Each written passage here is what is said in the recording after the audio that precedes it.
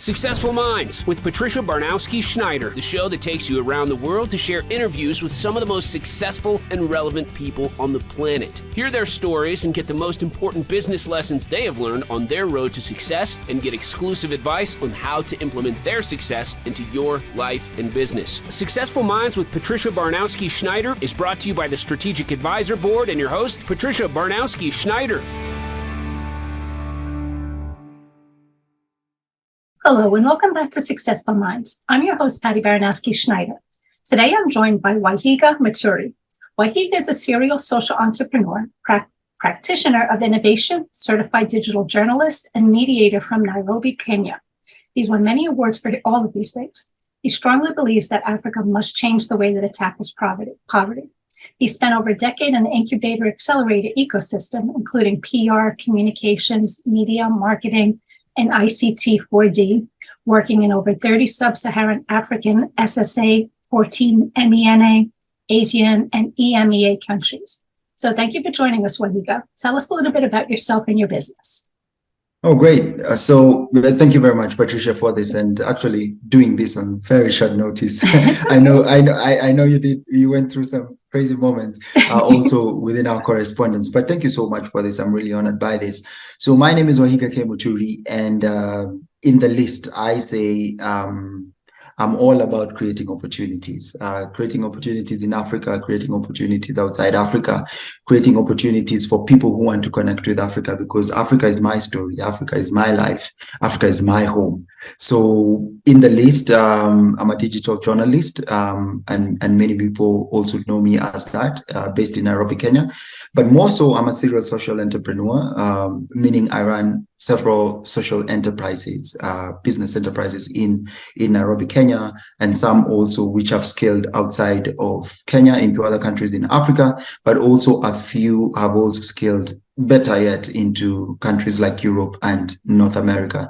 So that's what many people know me as. And then I'm a father, I'm a husband, a brother, and a sibling to many others. And last but not least, and maybe something I would just add on to this would be I'm a certified workplace mediator, and so an accredited mediator within Kenya. And that has also opened some very interesting doors for me. Yeah, and actually would be part of the reason we're even having this conversation, to say the least. Well, jack of all trades, you have a lot to juggle there. Well, not really. I would say jack of many trades and a master of all, at least. Maybe I put it that way. Perfect. Now, what inspired you to become a social entrepreneur? I think what inspired me to become a social entrepreneur is I believe, and it's a philosophy I hold till today, I believe that Africa must change the way it tackles poverty. I believe there's a better way for Africans to deal with the rest of the world. I also believe there's a better way for the world to deal with Africa as a continent, but also with Africa as a people. But now that let me say that is more for PR. Yeah. If I'm honest about it, what made me want to become a social entrepreneur is because I got into a space where I realized there's a need and there's a lack, and wealth seemed also to be an answer to that. So in 2007, 2008, post-election violence, I was one of the victims for that in Kenya, for those who can remember or heard about it.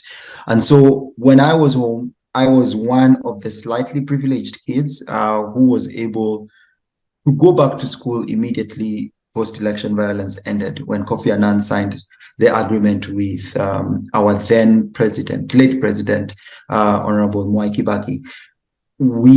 I was able to go back to school. 6 months later, I realized majority of my friends weren't able to go back to school because they didn't even quite know where exactly to begin from.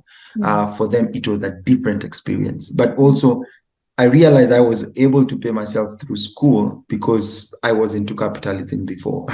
And so I went back home because my home at that point in time was based in Nakuru. And Nakuru is a city in Kenya. But my school was in Nairobi, which is like 180 something kilometers from Nakuru. So when I went back home, I realized, hey, there's a problem here. My friends can't go back to school, but we're friends. And I saw a gap. I saw a need for reevaluating priorities, number one. Number two, reevaluating focus, because the focus before was a focus on what politicians were saying so they could drive the narrative. And number three, which is a point I would ride upon, is actually changing the narrative of what poverty means and how it means to get out of it in the first place. So I went back home, I tried to figure things out. It took me like a week or two, then began a rubbish collection business with friends within my community. The rubbish collection business ended up picking up really well. And in like 3 months, majority of the, I think I would say 48 of the individuals out of 63 were able to get some money to actually get back into school. Nice. Others were taken in by the government. And it was because, one, they were busy, but also they sorted a need that made sense. And then number three, they actually were able to create value for themselves. And last but not least, create wealth, which they hadn't seen how exactly to do that. That changed everything for me. That is why I became a social entrepreneur. But even at that point, I really didn't know what it was. Well, so you got to start somewhere. Yeah. So I went back to Nairobi, the city, the capital city of Kenya, and I got myself into an internship that was a very interesting one, because I went into a free internship. Why I did that was because I needed to access the desktop computer and internet. Okay. so for the next 1 year, and that was Transworld Radio, I actually went to work for a radio station, which was very interesting because it also gave me a few skills here and there added upon to what I had. Every day for the next 1 year, in that period of time I was with them as an intern, I was the first one to be in the office and the last one to get out. Reason, again, because I always sat behind a computer, the desktop, and I was Googling. Thank God for Google. I was Googling what exactly I had done, because I didn't quite know what it was. I knew I did a business that made money. Right. I didn't know there was a business that you could make money and impact at the same time. And I'm not thinking about even Microsoft or thinking about the normal Forbes 500. No. Just actually on a basic level, just thinking I'm doing work that's creating profit to sustain, and then creating impact to allow a level of decent living to normal human beings. I didn't know what that meant. So that's how I came upon Grameen Bank and the likes, Peter Drucker and Ashoka Foundation, Acumen, all that. That's how I bumped into all those, Tony Elumelu Foundation. And then finally, one day, as I'm Googling, I'm seeing Grameen Bank, the founder, what's the founder's name? I've kind of forgotten the founder's name. But I was inspired by his story. And as I was reading through it, the word that popped up was, and this is an example of a social enterprise. From then henceforth, I was done. I was done. I was confused. And it's not an NGO. Not that I have anything against NGOs, but when it comes to sustainability, we can always get into a debate around that. But this was a business, real business, whose triple bottom line wasn't just profit. Nice. A triple bottom line was passion, profit, and purpose.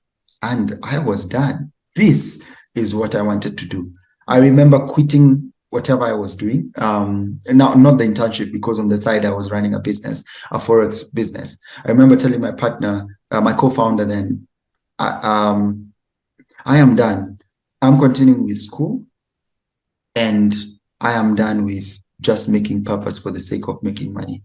I am done with just trying to make ends meet for the sake of making money. I want to do real purpose. And so I quit immediately. Went back and continued with school, continued with my internship, balancing here and there.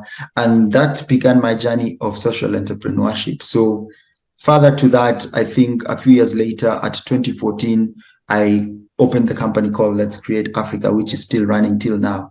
Which Let's Create Africa is a B Corp certified social enterprise. It's a communication social enterprise leveraging on PR, comms, and media to bridge opportunities to people at the bottom of the pyramid.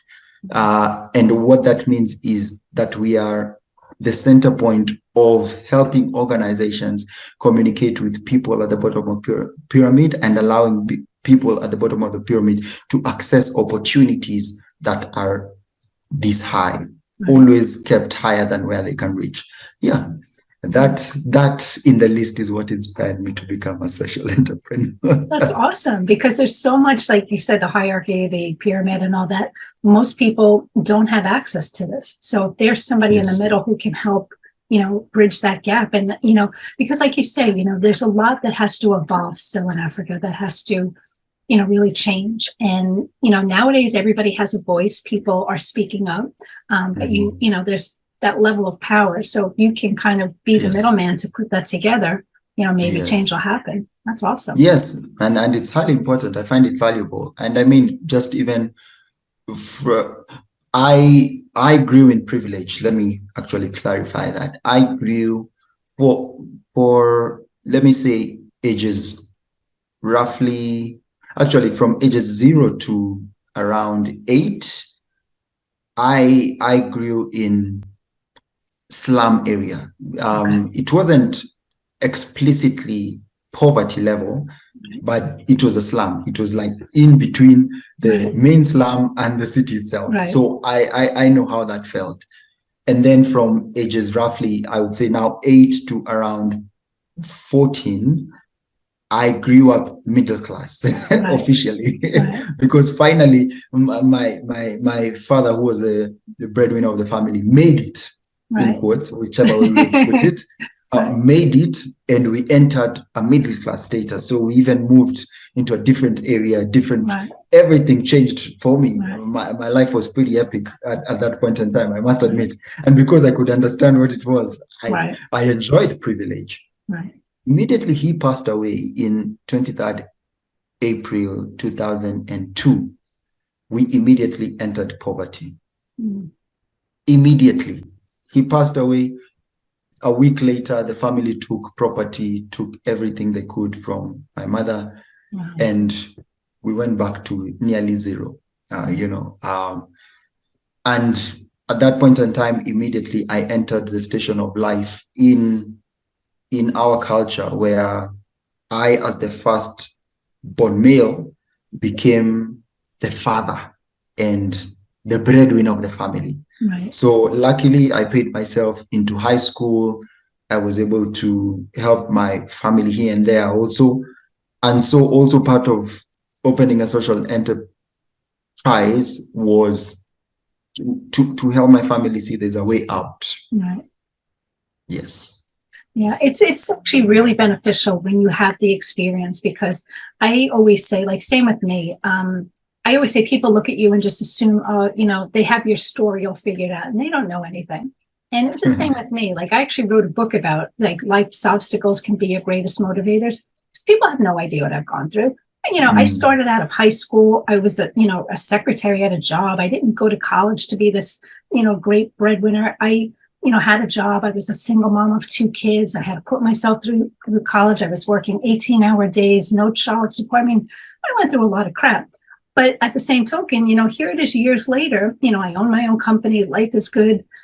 It's a whole different story, but I don't forget where I came from, because I remember what it was like to struggle. I remember what it was like to, and it's great because, like, I do a lot of stuff. Like, I have a YouTube channel where I give people free advice, and everybody says, why do you do all this for free? Because I wish somebody did it for me. I wish somebody helped me and gave me advice and kind of mentored me and held my hand and showed me the way, So it's great because you're doing the same, because you come from that area, So that's awesome. You should be proud of yourself. Thank you. Sure. I'm actually, I mean, minus the random imposter syndrome. I'm definitely proud of myself. I'm definitely proud of my story and where I came from, and seeing that it's actually possible, because even my siblings tell me we couldn't have gone to university if you didn't go to university.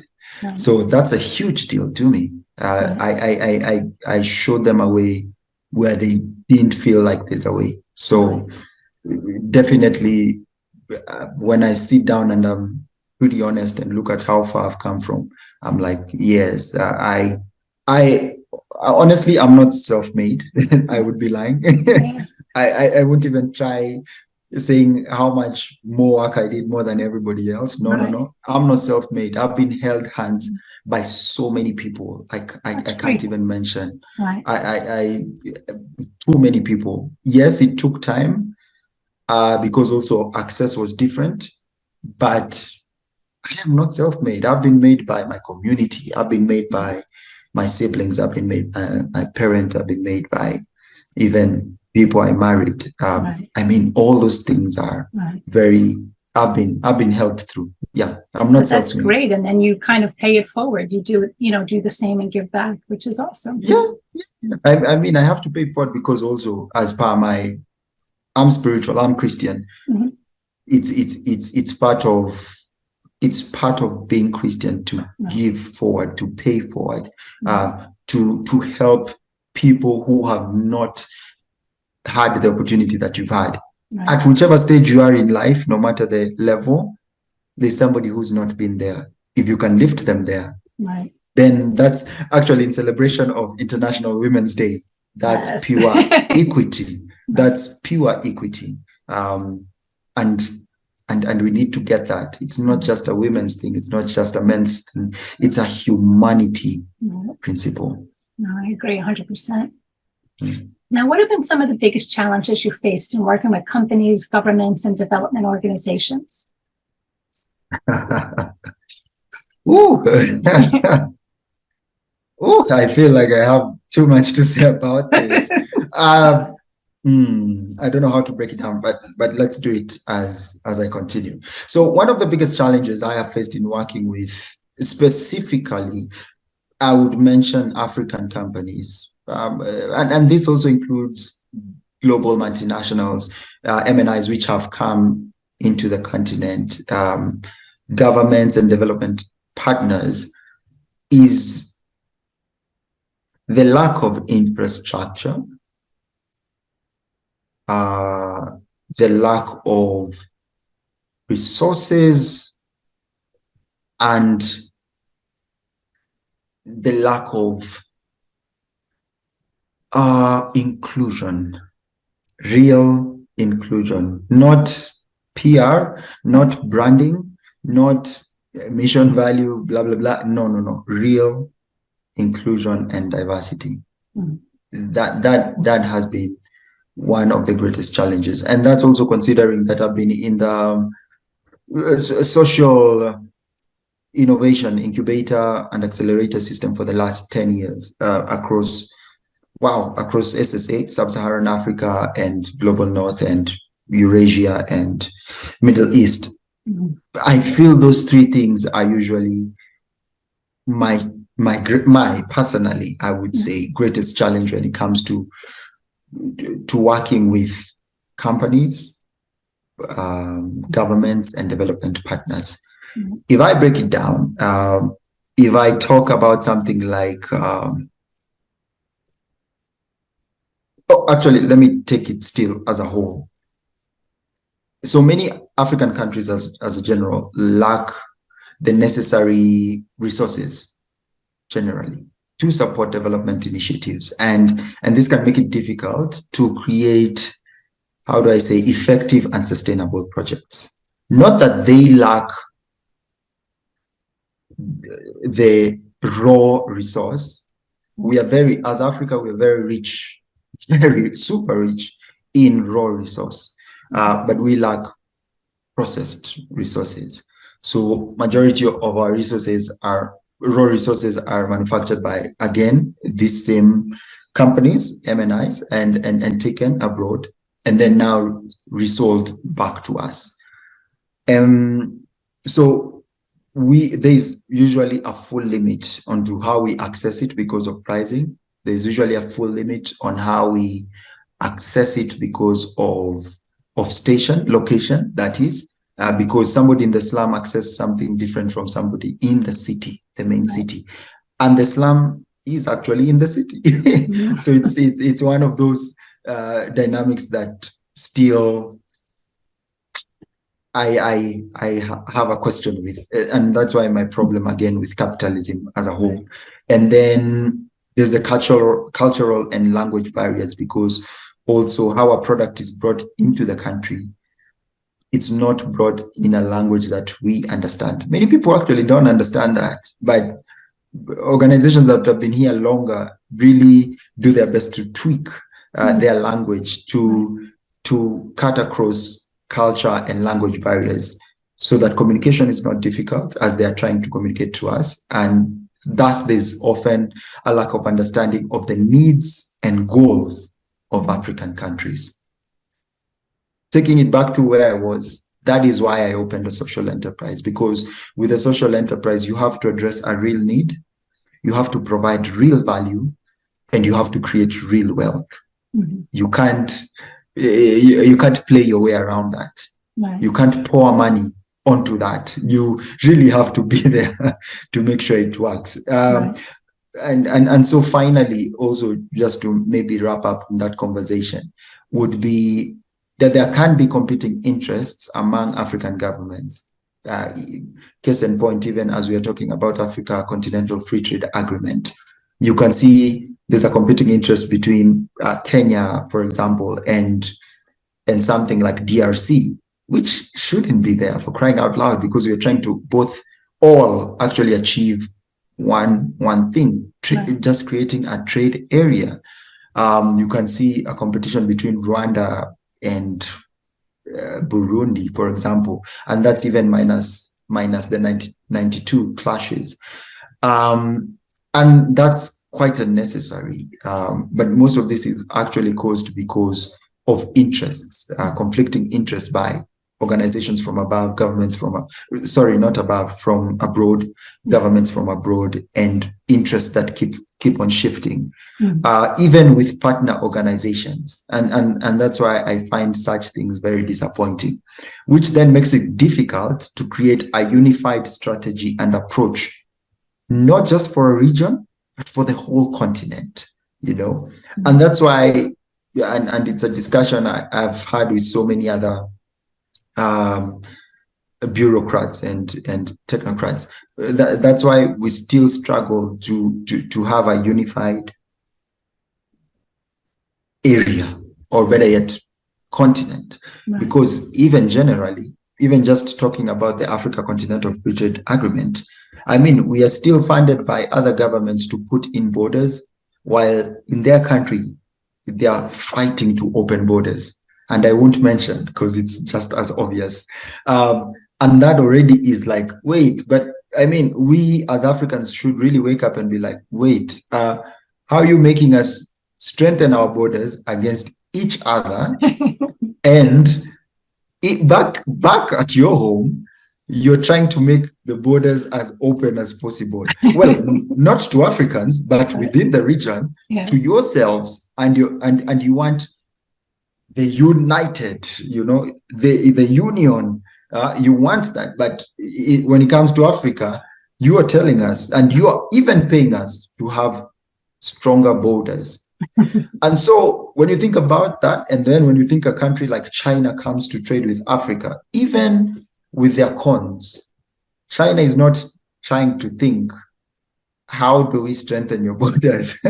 China is actually wondering, how can we make it much easier to build infrastructure and resources that make sure all of you trade at once? Because even when I think about economies of scale, they're like, yeah, if we get Africa as a whole, it's better than getting one country. Sure. But, for sure. But, the West is thinking, wait, let's just keep them fragmented because it's easier to control units and parts. I understand. And I can really borrow that from many other aspects of division of labor and categorization, but it's not sensible. It's highly unfair, and using such to leverage geopolitics and the likes is could be some of the biggest challenges I have faced and still have in working with African companies, governments, and development partners, and even outside, I mean, global companies, governments, and partners. I've definitely, just to a credit of some, case in point, BLAB East Africa or BLAB Africa, which is the B Corp certifier. Organizations like that are looking to see how Africa can use business as a force for good together, right, not as parts, not as units. Right. So when I meet organizations like that, I'm like, yes, this is the way, right, you know, and they see it. And I've met a few other organizations, maybe I can't mention all of them at the moment, but I must admit there are fewer than the ones who are trying to keep us separate. And that's now, can you partner with them since you kind of have the same goal? Partner with who? These companies that you say are trying to, you know, make this a unity. Can you know? Oh yes. That is definitely something I keep looking forward to. But also, I must admit, my business and even myself, I actually have an easier time doing it as a person rather than as a business, because it also goes with cadres of what's your level of how you can be in this conversation. Again, we are back to geopolitics and general business politics, which I understand and I don't mind. And just being at a place of communicating on international relations at a different level. So yes, definitely, if there are opportunities to partner with them, I have had some, I must admit, which I have appreciated and also learned, because I don't know everything.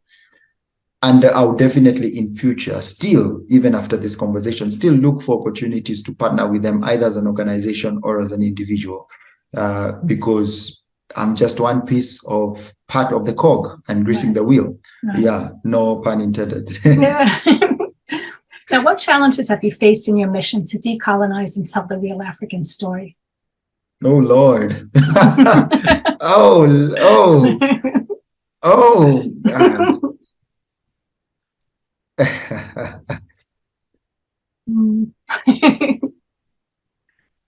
I'm trying to think also how to summarize that. Okay, so number one, it's okay.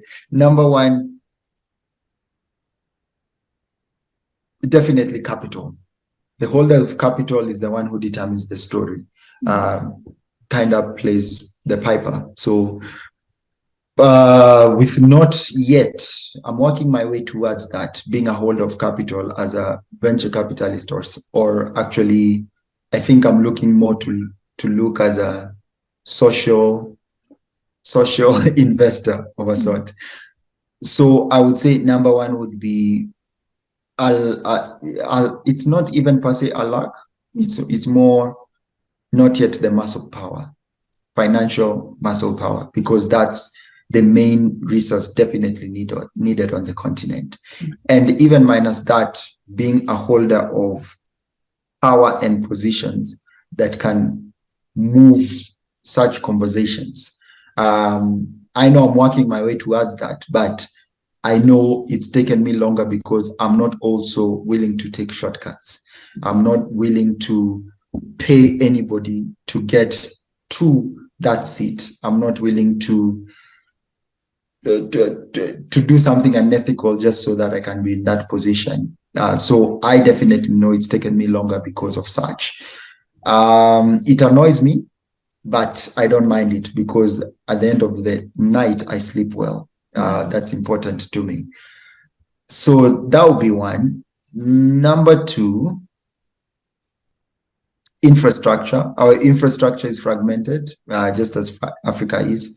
It's much easier to do a business in the US still, and maybe that's my experience, maybe not yours. Also me, but yeah.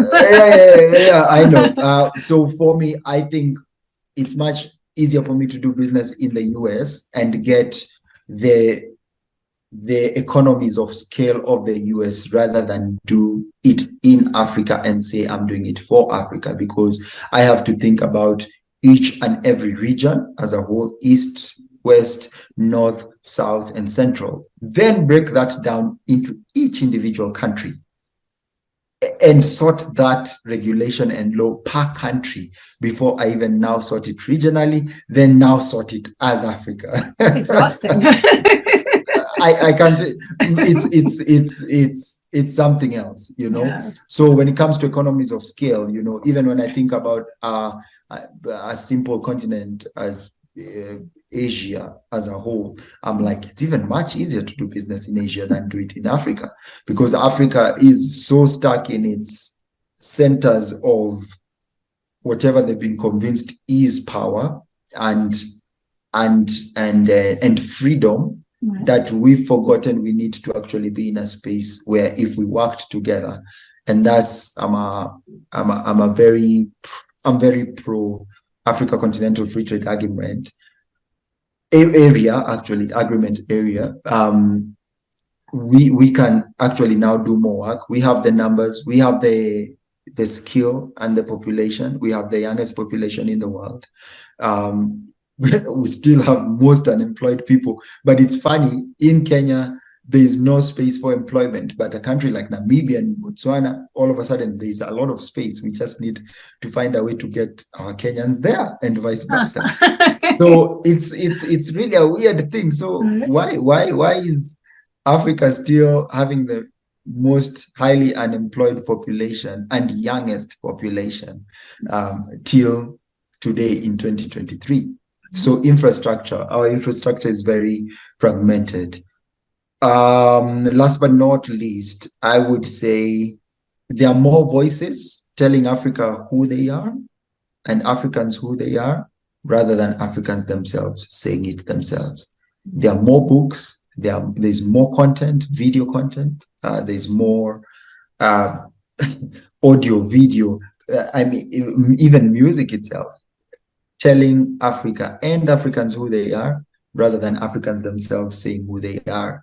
And again, it's also because of those barriers, significant barriers that we've talked about, and colonization as a whole, that also brought that out, because we need to find our place, and we need to be very serious about identifying who we are, what we are about. With our basic philosophy being Ubuntu, I am because we are. Right. We need to ride upon that, and not ride only as myself as Waihiga, but as myself as Waihiga, as my neighbor in Senegal, Rokhaya, as my neighbor in Tunisia, Miluda, in South Africa, Simangele, in DRC, Chimasele, and all of us are like, hey, Ubuntu needs to make sense to all of us. So let's wake up, let's say our narrative, let's speak our story, and then let's determine what comes in and goes out ourselves. Yes. Yeah, they definitely need somebody to be that voice and take that stand. I mean, that's crazy that you're getting told who you are from outsiders. Well, for the longest time. Now, what do you believe is the best way to create meaningful and sustainable change in African societies? Meaningful and sustainable societies. I think going back, number one, I would say going back to the root. What is our root? And our root, again, I say, is Ubuntu. No matter where I am, no matter which forum I am, Ubuntu is really who we are. And that's what we need to stem from. So we really need to go back to the root of our, how do I say it? Our civilization, our education, our betterment, the root of who am I as Waihiga, a Kenyan who's in East Africa, who belongs to Africa. I need to go back. I need to go back to the root of that, and then really work upon ensuring that now it seeps into the society, because also the society is part of the African society. Let me clarify, is part of also who I am, because Again, Ubuntu stands for I am because we are. So that would be one of the best way to create a meaningful and sustainable change in African societies, honestly. Number two, if I can also continue on that, is to focus on creating more equitable and inclusive economy. Yes, equitable and inclusive economy that works for everyone. Right. This can include generally in investing in infrastructure,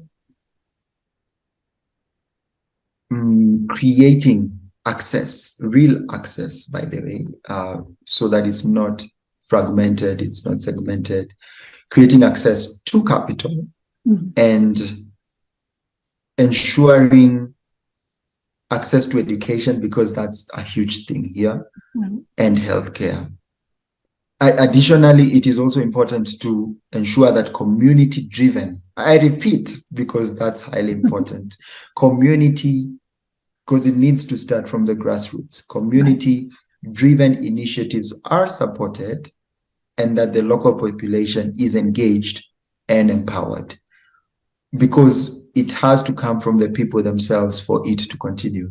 Right. It's not something fed to us. It's not something dropped to us. It's not something poured onto us. It has to come from bottom up.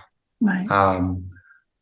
Yes. Finally, I believe it is important to foster collaboration between governments, governments, again, development partners and organizations, and the private sector, in order to ensure that most effective solutions are implemented.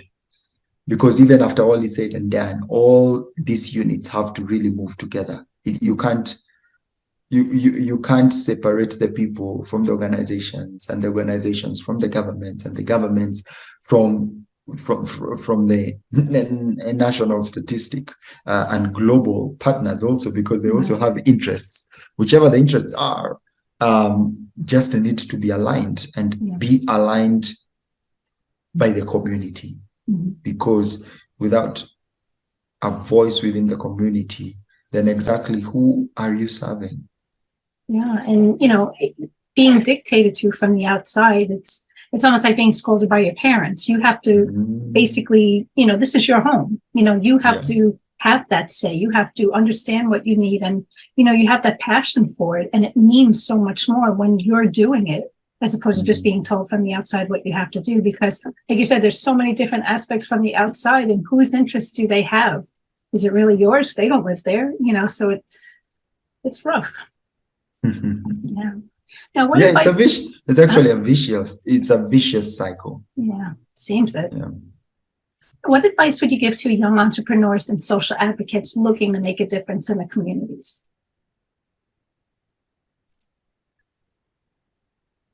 Africa must change the way it tackles poverty. And you must be the key solution to that. It is not a choice. It is not an option. It is not a by the way. It is, you have to be in the thick of things in helping Africa change the way it tackles poverty.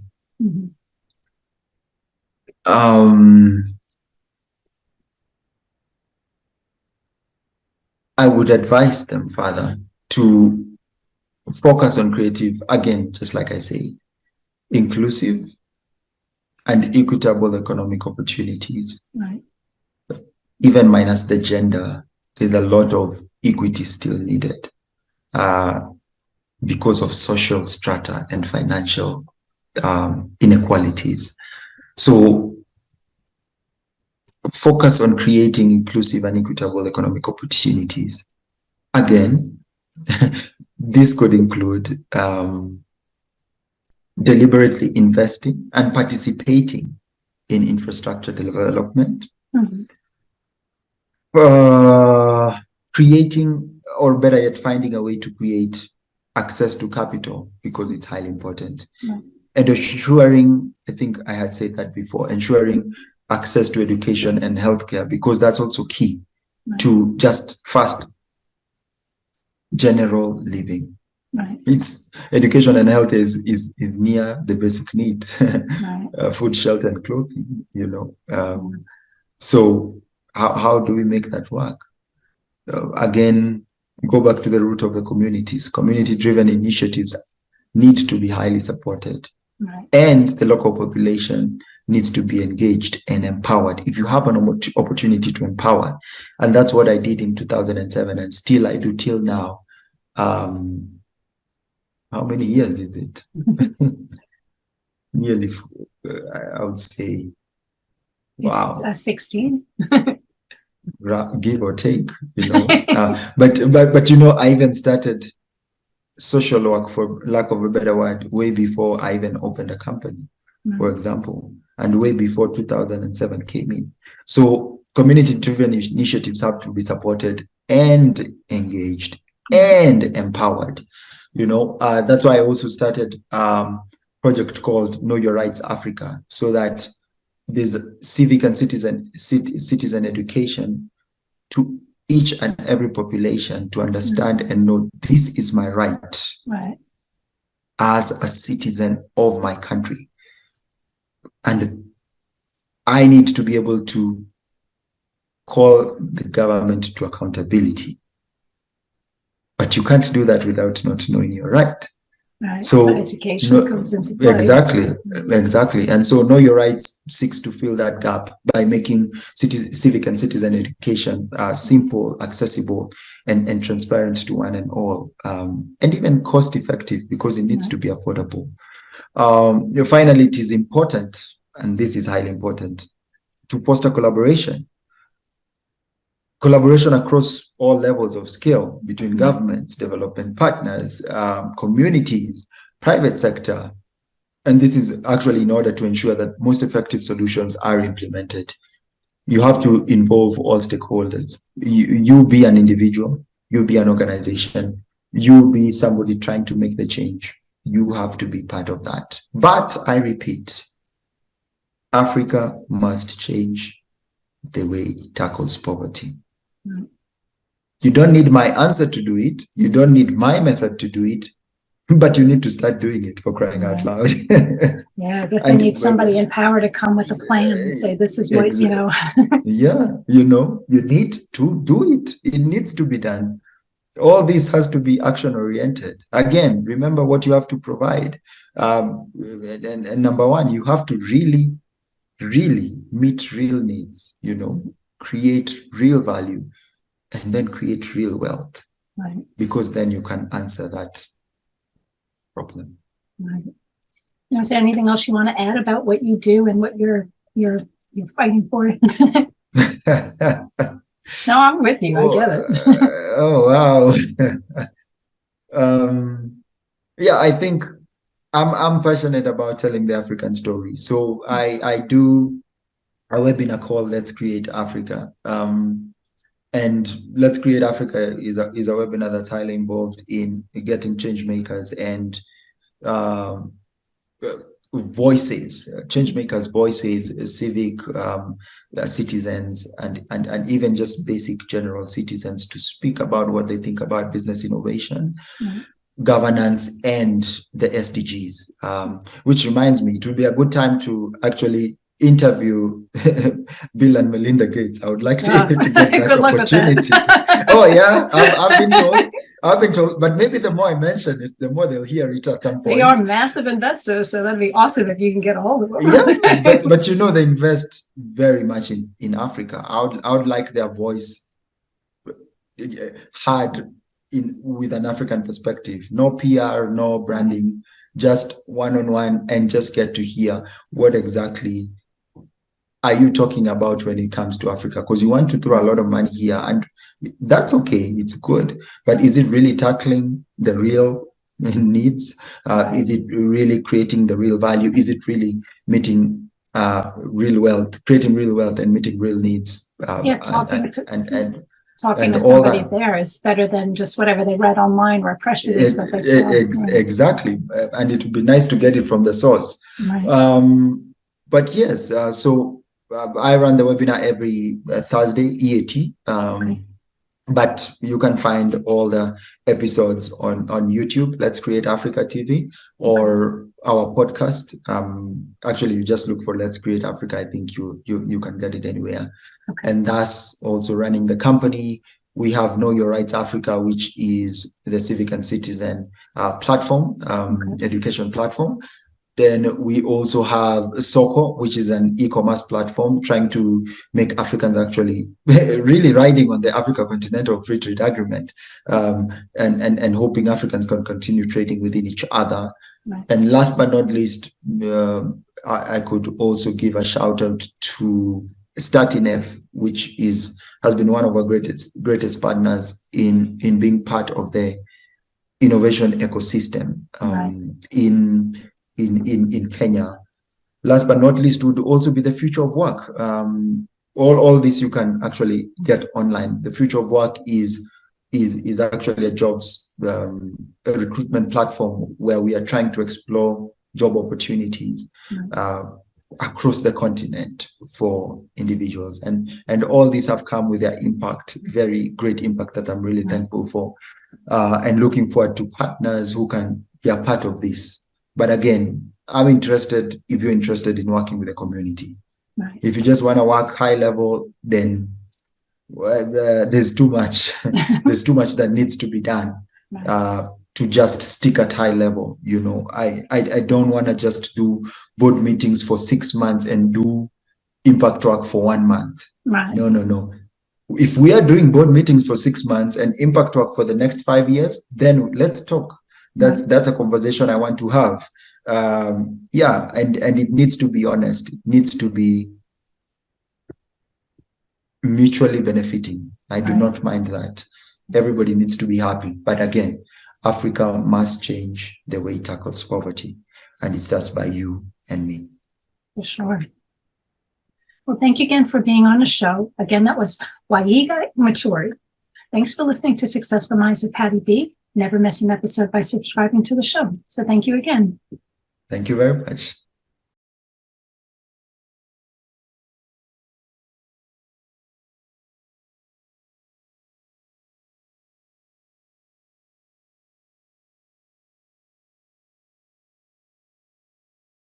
Thank you for listening to Successful Minds with your host, Patricia Baronowski-Schneider. Please leave your feedback and visit strategicadvisorboard.com to get the latest and greatest business advisement on the planet. Follow us on social media for updates, and we'll see you on the next episode.